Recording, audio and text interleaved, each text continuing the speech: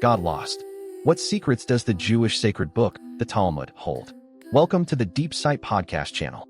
I am your time travel navigator, Lawrence Stardust.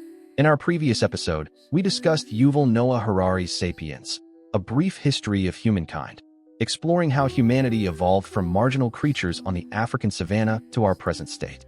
In that book, Harari proposed a core argument. The reason Homo sapiens came to dominate the world lies in our capacity for fictional storytelling, religion, nations, money, law, all the things that enable large-scale cooperation among strangers, existing essentially in our shared imagination. The book we will discuss today is precisely one of the most extreme products of humanity's capacity for fictional storytelling. It is neither a novel, nor a history book, nor a philosophical treatise, yet it contains elements of all three. It is a legal code, yet it is filled with myths, parables, poetry, and minute records of daily life. Spanning nearly 1,000 years, it was compiled by over 2,000 scholars, ultimately forming a monumental work of 20 volumes, over 12,000 pages, and more than 2.5 million words. That work is the Talmud. If the Hebrew Bible, the Tanakh, is the eternal foundation of Jewish faith, then the Talmud is the companion and guide for daily life. This text, born 2,000 years ago and compiled over more than a dozen centuries, is revered as the core text of Judaism, second only to the Bible. You might wonder, what does this 2,000-year-old monumental work have to do with us today? Let me share a few true stories with you. If you walk into an Orthodox Jewish home, you might witness a special scene. When a child begins to learn to read, the mother will open the Talmud, drip a few drops of honey onto the page, and have the child lick it. The child's first encounter with the book is one of sweetness. The meaning of this ritual is unmistakable. Knowledge is sweet, and reading is a pleasure. From the age of 1, Jewish children hear stories from the Bible and the Talmud from their mothers. They are repeatedly instilled with a single belief: books are sweet. As children grow a bit older, Jewish parenting becomes more unconventional. If a child breaks a cup, most parents might scold them. But a Jewish parent will crouch down and ask the child a question: why does the cup fall to the ground instead of flying up into the sky? Then, using this as an opportunity, they explain gravity. In the Jewish view, every mistake in life is a learning opportunity. They do not punish children for making mistakes. They educate through the experience of error. As they grow further, Jewish children are taken to museums and theaters and encouraged to read widely.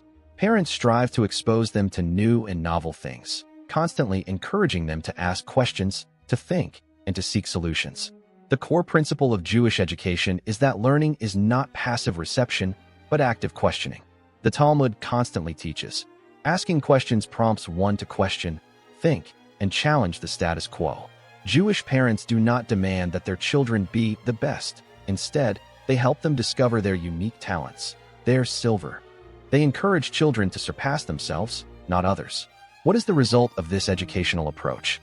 Jews make up only 0.2% of the world's population, yet Jewish scientists have won over 22% of all Nobel Prizes in the sciences.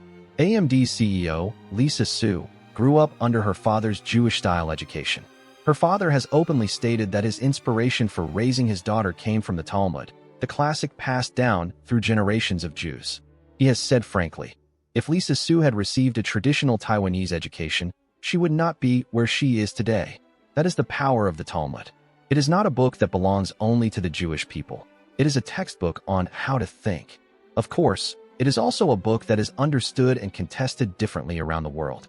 Today, we will go through this great work volume by volume, to see objectively and fairly what it contains, not vaguely talking about which fields it covers, but truly entering each volume to read the specific laws, cases, debates, and stories to understand the secrets hidden within.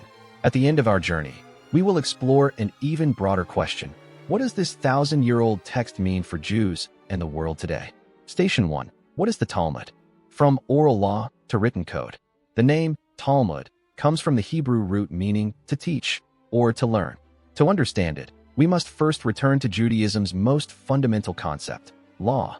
According to Jewish tradition, God revealed the law to Moses at Mount Sinai, who wrote it down in 5 books, the Torah, the written Torah. However, Judaism also holds that alongside these written laws, a parallel oral tradition was transmitted, the oral Torah. These oral laws were passed down through generations, covering every aspect of daily life. How to observe the Sabbath, how to keep dietary laws, how to contract a marriage, how to determine compensation. In 70 CE, Roman forces captured Jerusalem, and the Second Temple was destroyed. The Jewish people lost their homeland and their temple, beginning a long diaspora around the globe.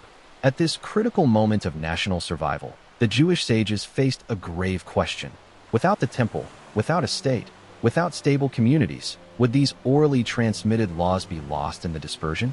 To prevent the oral Torah from being forgotten, Judah the Prince, also known as Rabbi Yehuda Hanasi, in the late 2nd to early 3rd century CE, systematically compiled the oral laws of previous centuries into the Mishnah.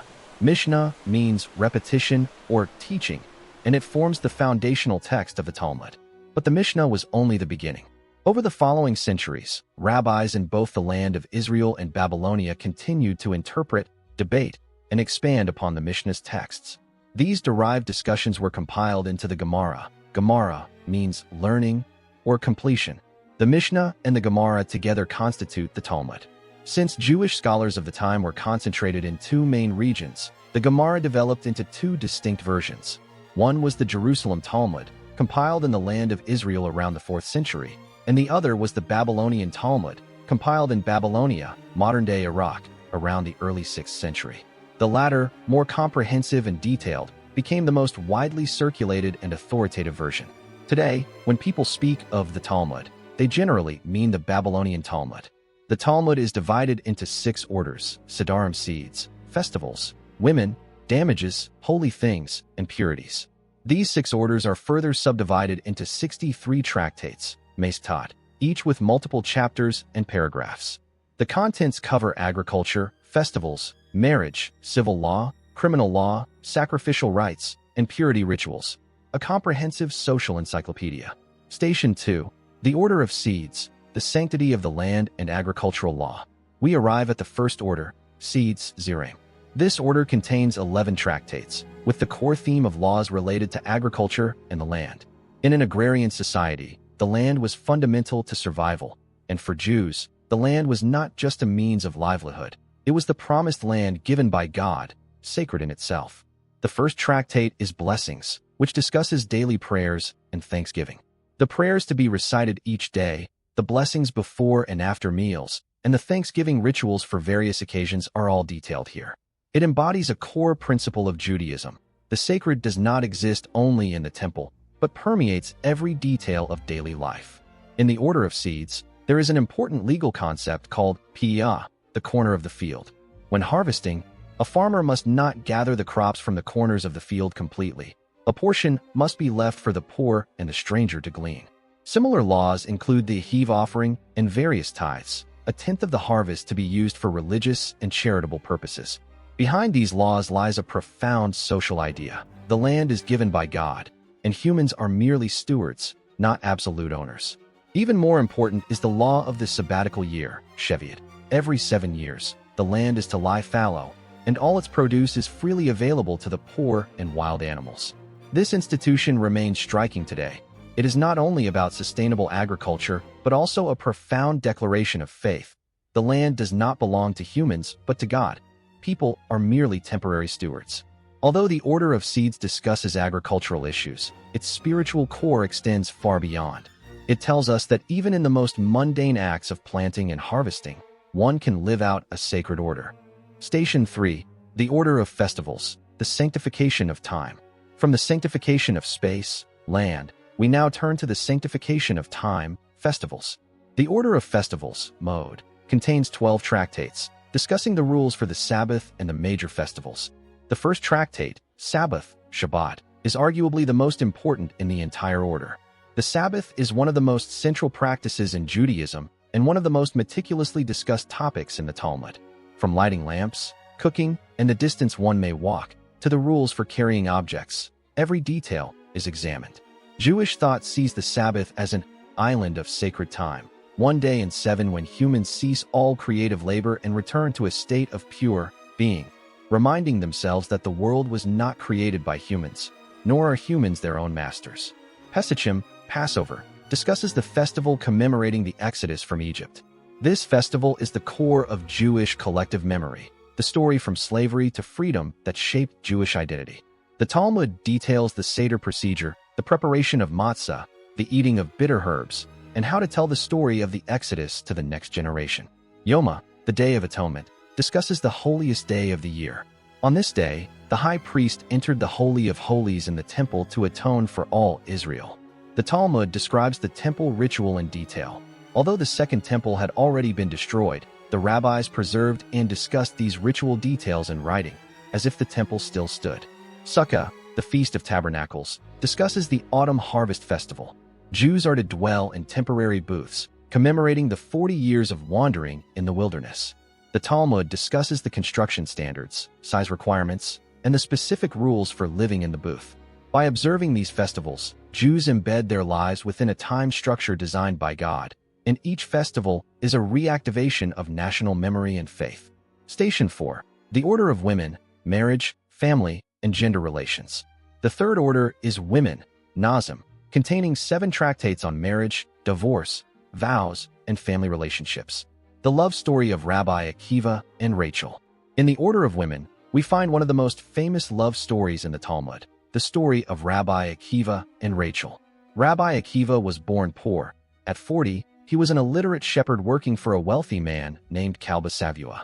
Kalba Savua's daughter, Rachel, saw Akiva's potential and agreed to marry him on the condition that he would go to the academy to study Torah. Akiva agreed. When Rachel's father learned of this, he flew into a rage, threw her out of the house, and swore that she would receive no benefit from his property. Akiva left home to study at the academy for 12 years. According to the Talmud, after 12 years, Akiva was no longer the illiterate man he had been. He returned with 12,000 pairs of disciples, about 24,000 students. But he did not go directly home. Instead, he overheard his wife say to a neighbor, "If he studied for another 12 years, I would wait for him." Hearing this, Akiva turned around and went back to the academy for another 12 years. 24 years later, Akiva returned, now a great and revered rabbi. Kalba Savua, who had long regretted his earlier decision, heard that a great rabbi had come to town and went to ask him to annul his vow, not knowing that this rabbi was the shepherd he had driven away. Akiva asked him, "If you had known that your daughter had married a scholar, would you have made that vow?" The father replied, "Even if he had learned only one chapter or one law, I would not have made such a vow." Akiva then revealed his identity and annulled the vow. The father, overcome with emotion, kissed his feet and gave them half his property. This story is not only a moving love legend, but also a profound reflection of the Talmud's supreme esteem for study. Rachel was willing to wait 24 years for knowledge. Akiva was willing to leave home for 24 years for knowledge, a staggering testament to values in any era. This story has been passed down through Jewish tradition as a model of love, sacrifice, and the pursuit of knowledge. The tractate Ketubot, Marriage Contracts, is one of the most practically significant in the Order of Women. The marriage contract is a legal document given by a husband to his wife at marriage, specifying the amount to be paid to her in case the marriage is dissolved, whether by divorce or the husband's death. This institution, rare in ancient societies, protected women's economic rights. The Talmud details the terms of the contract, the amounts, and their execution in various circumstances. Interestingly, the Talmud also provides a minimum sexual schedule for men of different professions, depending on the husband's occupation and time away from home. It specifies how often he must return to fulfill his marital duties. This provision had significant social importance at the time, protecting the wife's basic rights. The tractate Sota, the Suspected Adulteress, deals with the procedure when a wife is suspected of infidelity. If a husband suspects his wife of adultery but has no evidence, she is taken to the temple and subjected to a ritual bitter water test. The tractate Gittin, Divorce, discusses the legal procedure for divorce, detailing the format of the divorce document, the requirements for witnesses, and the method of delivery. The Order of Women, though concerning marriage and family law, goes far beyond domestic affairs. It deals with the most fundamental relationships in human society, between men and women, parents and children, individuals and community. These discussions shape the ethical foundation of Jewish family life. Station 5. The Order of Damages, Justice in Civil and Criminal Law. The fourth order is Damages, Nezikin, containing 10 tractates. It is the most legally dense order in the Talmud, covering civil law, criminal law, and court procedures. The first 3 tractates of the Order of Damages form a series. First gate, Damages, Bava Kama. Second gate, Property Disputes, Bava Metzia. And third gate, Real Estate and Inheritance, Bava Batra. These 3, known together as the 3 gates, are the most concentrated legal discussions in the Talmud and the most studied by later legal scholars. First gate, Damages discusses tort liability. If a person's ox gores someone, or someone's well causes another to fall, or someone's fire damages another's property, who pays compensation, and how much? The Talmud examines these questions in great detail, distinguishing between intentional and negligent acts, direct and indirect damage, and harm caused by persons versus harm caused by property. The rabbis even discuss the liability of 4 types of guardians: unpaid custodians, paid custodians, borrowers, and renters, in various circumstances. In second gate, Property Disputes, there is a famous case. 2 people are holding on to a garment, each claiming they found it. The Talmud's ruling is that they split the garment unless one can provide evidence. This seemingly simple case illustrates a core principle of Jewish law. In the absence of evidence, disputed property is divided fairly. The tractate also discusses employment, loans, and bailment. One important law is that if an employee demands wages on payday and the employer claims to have already paid, the employee only needs to swear, "I have not received it," to obtain payment. This law reflects a protective tilt toward the vulnerable. The employee lives on wages, and the law should not force them into endless litigation. Third gate, Real Estate and Inheritance discusses property transactions and inheritance law, including rules for buying and selling real estate, restrictions on adjacent rights, and the order of inheritance. These discussions form the basis of Jewish civil law. The tractate Sanhedrin, the Jewish court, is the core of the criminal law section. Sanhedrin refers to the ancient Jewish Supreme Court, composed of 71 judges. The Talmud details the court's composition, the qualifications of judges, trial procedures, and rules of evidence. One striking rule is that in capital cases, if all judges unanimously agree the defendant is guilty, the defendant is acquitted, because unanimity is thought to indicate possible systemic bias and lack of adequate defense. The tractate Avad, Ethics of the Fathers, is a very special tractate in the Order of Damages. It contains almost no legal rulings, but is instead a collection of ethical sayings. The most famous of these is from Rabbi Hillel: "What is hateful to you, do not do to your neighbor." That is the whole Torah. The rest is commentary. Go and learn it. This maxim bears a striking resemblance to Confucius's "Do not do to others what you do not want done to yourself," reflecting a shared human wisdom. Another saying goes, "A person should always be as flexible as a reed, and not as rigid as a cedar, for the rigid break, while the flexible endure." The Order of Damages demonstrates the sophistication of Jewish law in civil and criminal matters. The rabbis possessed excellent legal reasoning skills, and their principles, such as "he who asserts must prove," liability for negligence, and fair division, remain reasonable even by today's standards.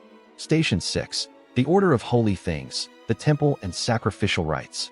Having completed the Order of Damages, we now enter the 5th order of the Talmud, Holy Things, Kodashim. While the Order of Damages deals with human-to-human relationships, the Order of Holy Things deals with the relationship between humans and God, specifically the sacrificial rites in the temple and the laws concerning holy things.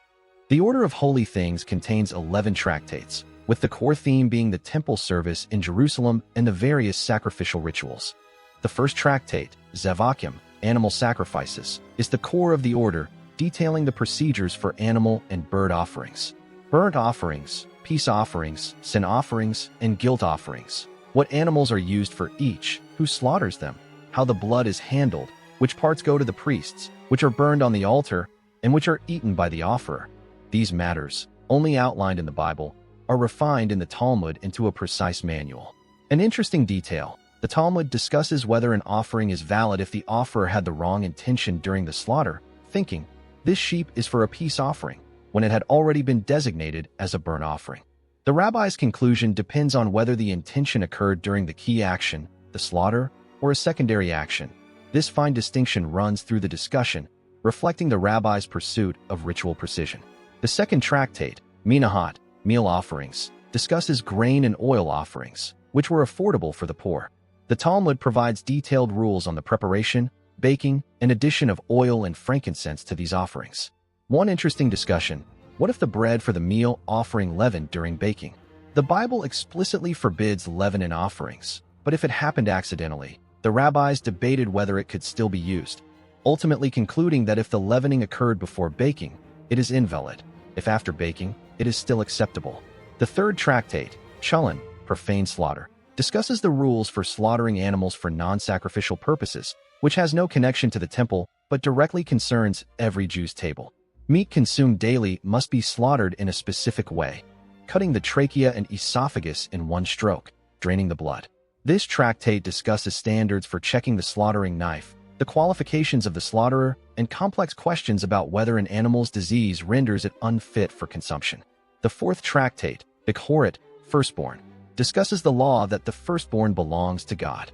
Whether human or animal, the firstborn is to be dedicated to God. Humans are redeemed through payment. This tractate discusses how to determine the firstborn. If a cow gives birth to twins, which is the firstborn? What if the cow miscarries during pregnancy? These discussions have both religious significance and practical economic implications. The fifth tractate, Erechim, Valuations, discusses a person's vow to donate the equivalent of their valuation to the temple. The Bible provides a valuation table based on age and gender. The Talmud discusses when such vows are valid, what happens if the person is poor, and how to calculate installment payments. One impressive law: if a person is too poor to pay their valuation, the court should assess their ability to pay rather than enforce the full amount, showing consideration for the poor. The sixth tractate, Tamura, Substitution, discusses an interesting legal question. If a person says, "This ox is a burnt offering," and then says, "I substitute this sheep for that ox as a burnt offering," do both animals become holy? The answer is yes. The deep logic of this law is that once something is consecrated to God, it cannot be withdrawn. Words themselves have binding force, even if spoken in error. This reflects the high value placed on speech in Jewish culture. The seventh tractate, Keritot, Excision, discusses sins that lead to excision, the cutting off of the soul.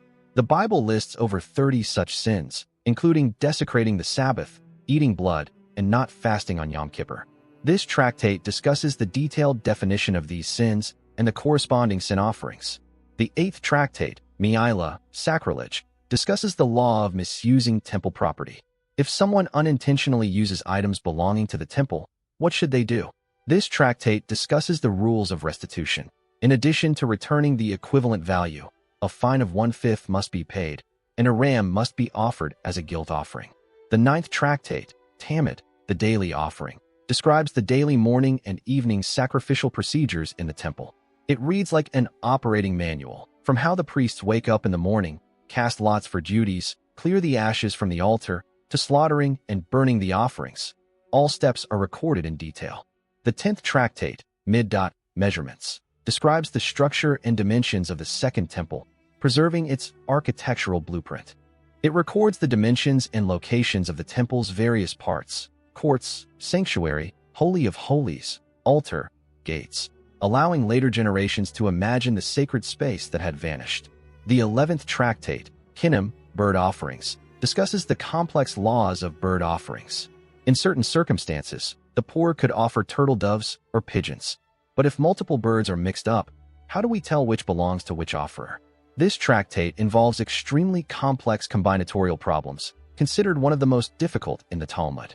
After the Second Temple was destroyed in 70 CE, many laws in this order lost their direct practical application, but the rabbis still maintained them as an important subject of study. As the compilers of the Talmud held, the study of the laws of temple service is itself a form of sacrifice. Station 7. The Order of Purities, the boundary between sacred and profane. While the Order of Holy Things deals with how to approach the sacred, the sixth order, Purities, Tahoret, deals with how to define the boundary between pure and impure, to avoid profaning the sacred. In Jewish thought, purity, tahara, and impurity, tama, are not hygienic concepts but religious ones. Impurity is not dirt, but a state incompatible with the sacred. A person can become impure through contact with a corpse, certain animals, or bodily discharges. An impure person may not enter the temple or touch holy things until undergoing a specific purification process. The Order of Purities contains 12 tractates, the most in any order. The first tractate, Kalim, Vessels, is the longest in the order, with 30 chapters, discussing the susceptibility of various vessels to impurity. What materials can become impure? How are impure vessels purified? When must a vessel be broken? Rules for pottery and metal vessels differ. Pottery, being porous, must be broken once contaminated, while metal vessels can be melted down and reforged. The second tractate, Ahalat, tense, discusses ritual impurity from a corpse's overshadowing. According to the Bible, a person who touches a corpse becomes impure, and being under the same tent is equivalent to contact. This tractate discusses what constitutes overshadowing. For instance, a person in the same room as a corpse, even without direct contact, is considered impure. The third tractate, Negoim, plagues, discusses impurity related to leprosy, actually including various skin diseases and mold on buildings and clothing. The Bible details how priests examine skin lesions, determine purity, and conduct purification rituals. This tractate expands and refines these rules. The fourth tractate, Para, red heifer, discusses the red heifer ritual. According to the Bible, the ashes of a red heifer are used to make purification water for those who have come into contact with a corpse. This tractate describes the selection criteria for the heifer, solid red, without blemish, never yoked, the slaughter procedure, the burning process, and the use of the ashes. This is one of the most mysterious parts of the Talmud. Why do the ashes of a red heifer purify impurity? The Talmud acknowledges this as a mystery of the law, not fully comprehensible, but still to be observed. The fifth tractate, Tahorat, purities, shares its name with the whole order. It mainly discusses under what conditions food and liquids become susceptible to impurity. The Bible specifies that food and drink are only susceptible to impurity after being wetted. Dry food does not absorb impurity. The Talmud examines this in minute detail. What counts as wetted? What if fruit is moistened by dew? What if grain comes into contact with water during threshing? The sixth tractate, Mikveh, immersion pools, discusses the rules for ritual immersion pools. A pool must have enough living water, or at least naturally collected water, to be effective. This tractate discusses the minimum water volume, quality requirements, and what would invalidate the pool. The seventh tractate, Nida, menstruant, discusses impurity during menstruation. A woman during her period is considered impure, and sexual relations with her husband are forbidden during this time until she completes a purification ritual. This tractate discusses calculating the menstrual cycle, criteria for determining bleeding, and when the purification period begins. The eighth tractate, Makshirin, predisposers, discusses the liquids that make food susceptible to impurity. As mentioned, food is only susceptible after being wetted by one of 7 specific liquids: water, wine, oil, honey, milk, dew, and blood. This tractate discusses the sources of these liquids, their types, and how they make food susceptible. The ninth tractate, Zavim, those with discharges, discusses impurity from abnormal bodily secretions. According to the Bible, a man with abnormal genital discharge becomes impure, and a woman with abnormal bleeding outside her menstrual period similarly becomes impure.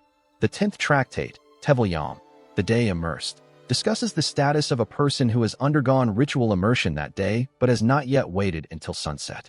Such a person is in a semi-pure state, no longer gravely impure, but still unable to touch holy things until sunset.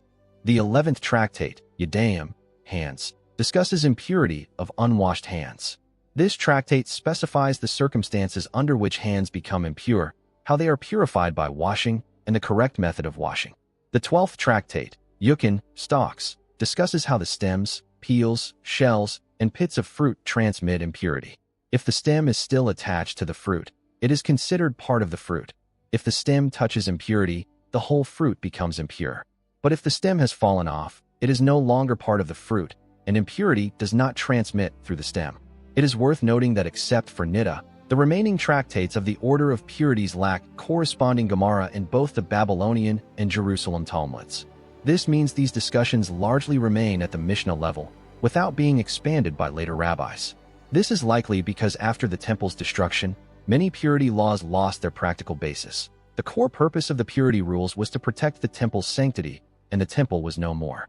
At this point, we have completed our journey through all 6 orders of the Talmud: seeds, festivals, women, damages, holy things, and purities. But knowing the structure of the 6 orders is not enough. As we have seen, each order is not merely a collection of legal rules, but a dynamic tapestry of thought, rabbis debating, questioning, refuting, and questioning again. This debate is precisely the soul of the Talmud, and the core feature distinguishing it from any other religious text. Station 8. The Oven of Aknai, a debate that defeated God. Having surveyed the 6 orders, we must now examine the Talmud's most distinctive feature, its debate format. The Talmud is essentially a collection of debates. It does not provide standard answers but presents the entire process of debate, questioning, refuting, re-questioning, and refuting again. This spiral discussion structure shaped a uniquely Jewish way of thinking. Questioning and critical thinking are themselves part of learning, not obstacles to it. The Oven of Aknai is one of the most famous debates in the Talmud. The story goes, Rabbi Eliezer differed from the majority of rabbis on a legal issue. To prove his point, he called upon miracles. A tree moved from its place, a river flowed backward, walls leaned, but the other rabbis remained unmoved, holding that miracles could not be evidence in legal debate. Finally, Eliezer said, "If the law is as I say, let heaven prove it." And a voice from heaven declared, "Why do you argue with Rabbi Eliezer? The law is indeed as he says." At that point, Rabbi Joshua stood up and quoted the Bible. "It is not in heaven." The meaning, the Torah has already been given to humanity. The authority to interpret the law has been entrusted to the rabbis on earth. Heavenly voices no longer have authority.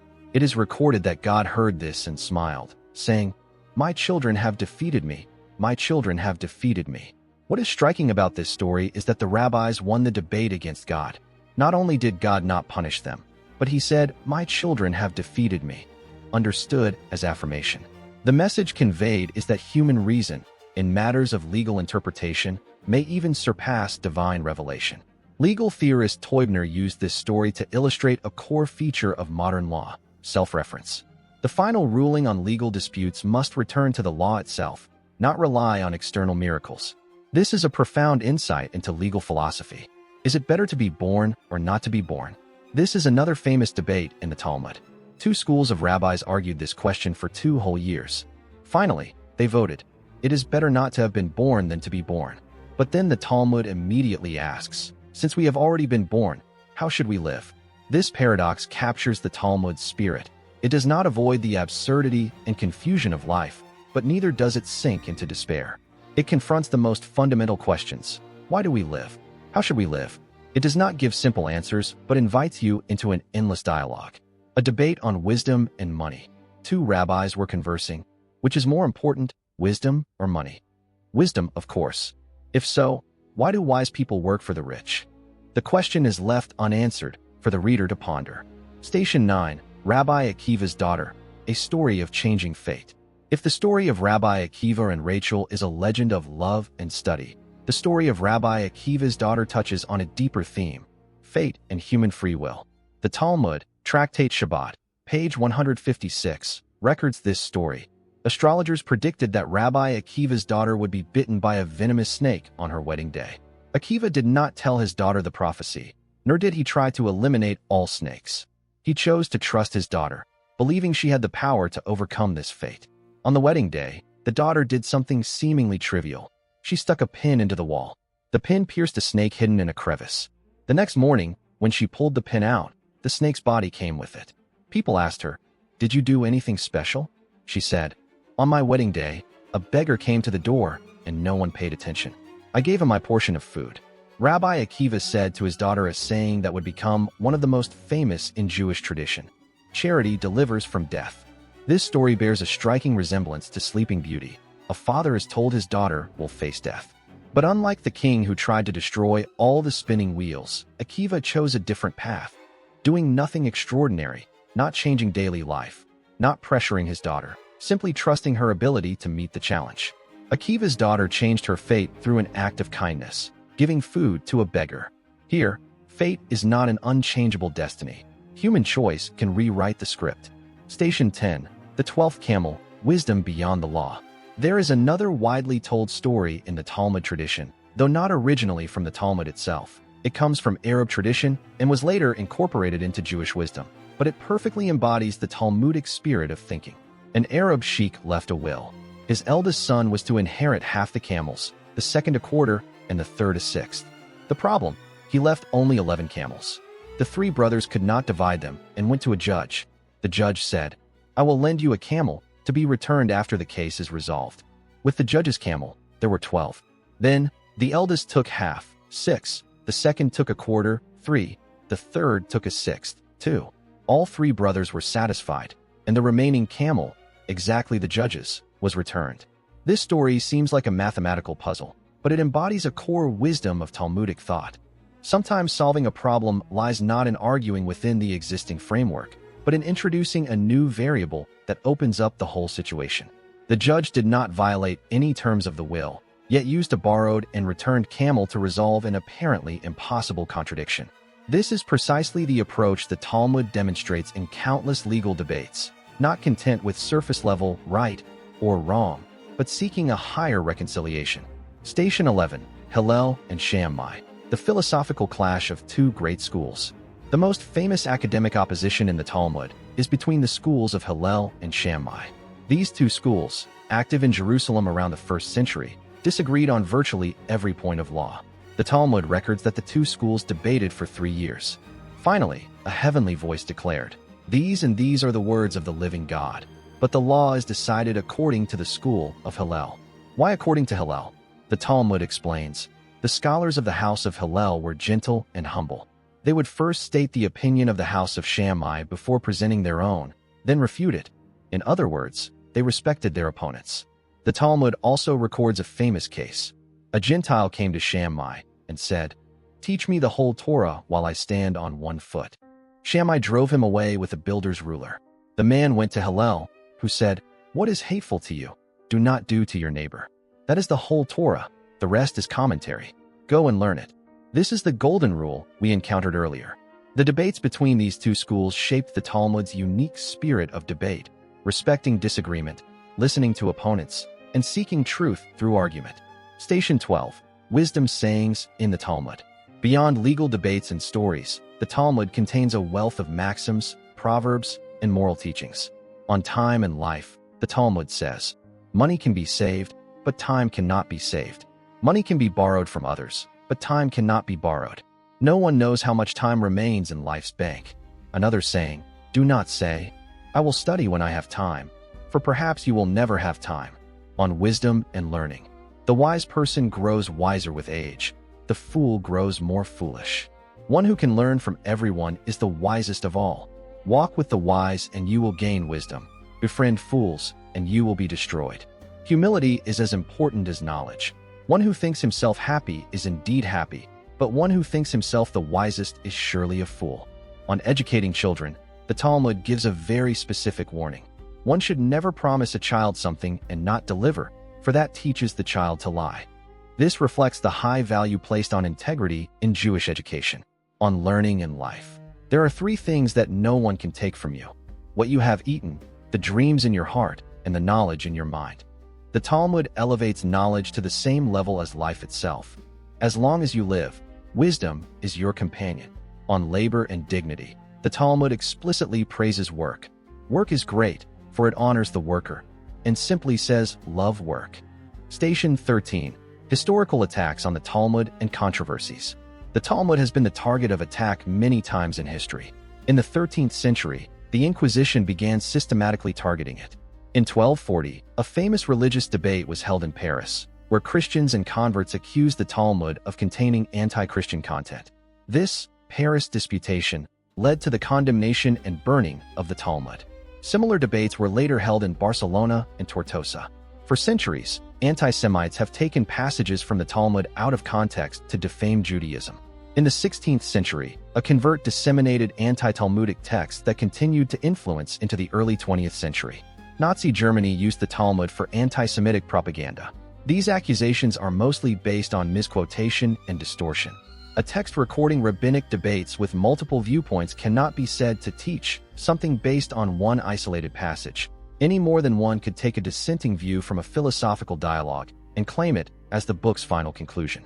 Today, defamation of the Talmud still exists. These attacks mostly ignore the Talmud's historical context and debate nature. The Talmud is a record of rabbinic debate, containing differing and even contradictory opinions. It does not provide standard answers, but presents the process of debate. A fair understanding of the Talmud must be based on a comprehensive grasp of its overall structure, its spirit of debate, and its historical context, not on out-of-context quotes. Station 14. The Talmud's Influence on Modern Jews.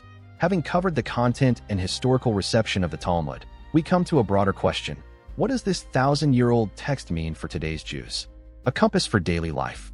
For Orthodox Jews, the Talmud remains the core guide for daily life. It contains the foundation of halakha, from how to pray upon waking to the last prayer at night. Religious law regulates every detail of observant Jewish life. As one Jewish real estate manager put it, often, when I go to the office and encounter a problem about current events or business, I think, oh, we just learned about this in the Talmud today. It's a blueprint for life. The Daf Yomi, daily page, movement is one of the most influential institutions in the modern Jewish world.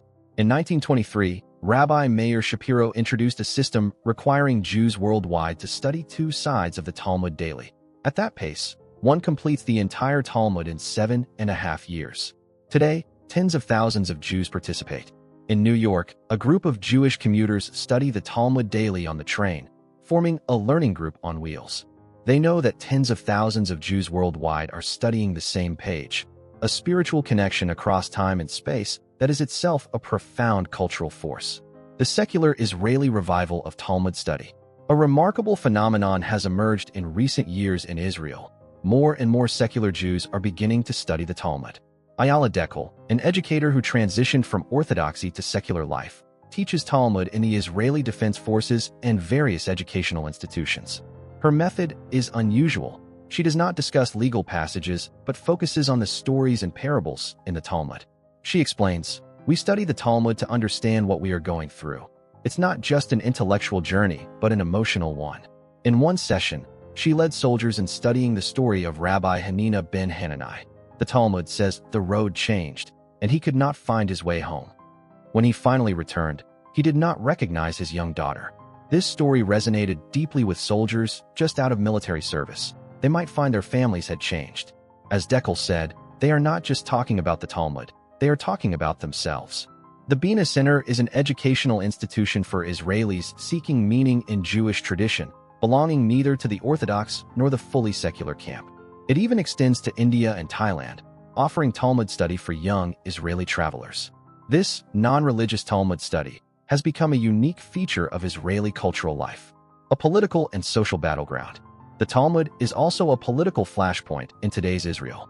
In July 2026, the Knesset passed a law declaring the study of Jewish religious classics a basic value of the state. This law was widely seen as reinforcing the exemption of the ultra-Orthodox from military service. They could register as full-time religious students to avoid conscription. This controversy reveals the Talmud's complex role in contemporary Israeli society. It is both central to national identity and a source of social division. On the other hand, some commentators argue that the ultra-Orthodox practice of avoiding work and studying Torah all day actually deviates from the rabbinic consensus of the Talmud. The Talmud explicitly praises labor. Labor is great, for it honors the worker, and simply says, love work. The appropriation and distortion of the Talmud's original meaning itself has become another aspect of the debate in contemporary Israel. The ethical foundation of business and innovation.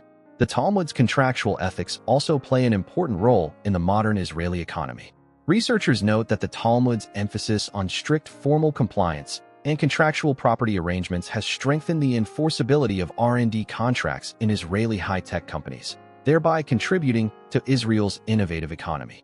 Statistics show that over 50% of the world's wealthiest entrepreneurs are Jewish, a figure deeply connected to the Talmudic tradition of education and thought. Of course, this legacy also has clear limitations. While the Talmud emphasized contractual spirit and property awareness and contributed to Israel's modern market economy, certain business practices may be questioned by modern ethical standards. Women and the Talmud revolution. Historically, Talmud study was long an exclusively male domain, but this is changing. As of 2025, 100 Orthodox Jewish women have been ordained as rabbis at Yeshivat Maharat in New York. More and more women are engaging in advanced Talmud study. Israel has, for the first time, allowed women to take the rabbinic exams. Organizations like Hadran are working to open Talmud study to women. As one researcher put it, these women have the potential to initiate an important new development in the spiritual life of the Jewish people. How the world sees the Talmud. How is this Jewish sacred book viewed around the world? Different cultures, religions, and regions see it through different lenses. It appears as a repository of wisdom, a focus of controversy, and sometimes a symbol of hatred. In the Arab and Islamic world, the Talmud has the most complex and polarized image. Historically, Islamic scholars saw the Talmud as the core text of the other religion, Judaism, sometimes comparing its concepts, like the two worlds, this world and the next, with those of the Quran. Some studies even explored whether certain Talmudic teachings might have influenced early Islamic law through converts. More often, the Talmud is portrayed negatively in Muslim and Arab contexts. It is frequently accused of containing derogatory content about non-Jews, especially Arabs and Christians, and is seen by some as the root of modern Zionist, racist ideology. Some Israeli scholars believe that the translation and study of the Talmud in the Arab world is partly motivated by a desire to understand the enemy's cultural roots in order to defeat them. The Talmud was compiled around 500 CE, long before the rise of Islam, so its text makes almost no direct mention of Islam. But since the Middle Ages, there has been debate and mutual influence between Judaism and Islam. In the Christian world, the Talmud has gone through a long journey from hostility to scholarly study. Since the Middle Ages, Christendom has seen the Talmud as a symbol of Judaism's rejection of Jesus as the Messiah, the error of the Jews. It has often been used by anti-Semites as a weapon against Judaism, with the Talmud even being burned as a heretical text. Likewise, Christianity does not recognize the Talmud's religious authority. The core disagreement is that Christians believe Jesus is the Messiah, while Judaism, as reflected in the Talmud, explicitly denies this. Today, Christian attitudes toward the Talmud are more diverse. It is seen as an important text for understanding Jewish exegetical traditions. Some Christians also appreciate the Talmud's value in sustaining Jewish faith and sharpening wisdom. In Western academic and secular circles, the view of the Talmud has shifted dramatically. In the modern era, after the Enlightenment, some secularized Jewish intellectuals criticize the Talmud for its primitive religious worldview. In recent decades, academia has begun to reassess the Talmud, seeing it as a source of critical rationalism, modern legal concepts, and even the source of postmodern culture. Its unique logic and argumentation are seen as offering new perspectives for modern philosophy and law. In East Asian cultures, the Talmud is often seen as a source of practical wisdom or a subject for cultural study. In popular culture, it is often packaged as the Jewish Guide to Business or the Jewish Guide to Parenting. In academia, scholars compare it with Confucian and Taoist classics to explore similarities and differences in human nature and ethics across cultural traditions. Final station, the echo of a thousand-year debate. From the 2nd century BCE to the 6th century CE, from the land of Israel to Babylonia, the Talmud crystallized the thought and debate of 10 centuries and over 2,000 scholars. Its scope is astonishing, its content vast, a legal code and a labyrinth of ideas. Its greatness lies in its nature, not a monologue, but a thousand-year collective dialogue. Its limitations are equally clear. Certain passages bear the mark of their time, and some opinions are hard to accept today. The Talmud is counted among the great works that have shaped civilization, alongside the Bible, Plato's Republic, Aristotle's Politics, and the Quran. It is not only a treasure house of Jewish wisdom, but one of the most unique intellectual legacies in human history. Perhaps the greatest lesson the Talmud offers the world is not in what it specifically says, but in how it speaks, through questioning, debate, and relentless inquiry. As the rabbis said, learning is not to know the answer, but to learn how to ask the question. And as the Talmud itself demonstrates, the most profound questions often have no single answer, only an endless conversation. Thank you for listening to today's in-depth exploration. By books, we gain wisdom. By history, we understand the rise and fall of nations. I am Lawrence Stardust. See you next time.